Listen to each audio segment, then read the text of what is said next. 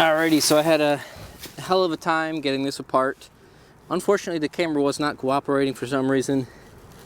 I had to heat this all up to get this off of here because this stuff has all been sitting on here for ages.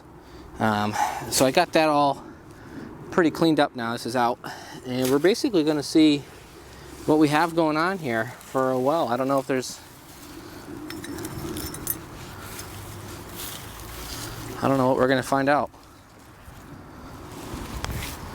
It's going down. My guess is that it's probably blocked off. I'm assuming that there's no way this well is going to produce anything. It hasn't been used in years. I'm also assuming it's a shallow well. Oh, there's water in there. Water about right here. And I'm not too surprised by that, but I mean, this whole property is kind of wet here. Really, this much.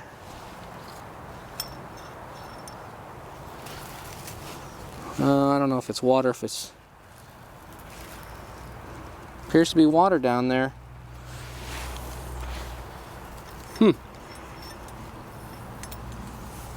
Wow. Well, that's great news. I was going to put a well in this year. Just a driven well. Looks like I don't have to. Let's see.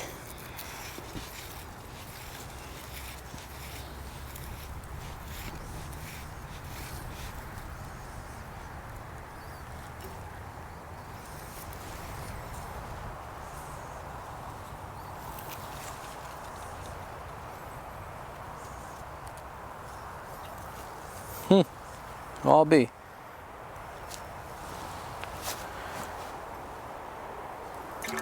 You hear it? That's so cool. Huh.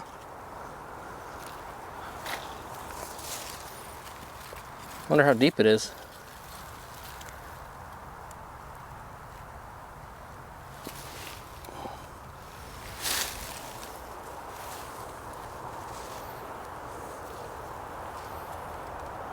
That's tremendous.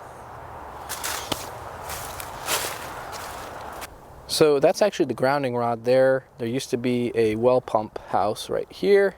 It was probably 6 feet by 3 feet or so. It was a nice little pump building that they used for the pool that they used to have. And here is actually the well, and it appears to be pretty freaking deep. I'm gonna get a tape measure and measure the actual depth of it, but I actually can look down it and see water, which tells us that the water is really close to the surface, which I basically knew because even right now I'm walking around, this yard is very wet. What did you say the tape measure is? A baby. Show me what you did.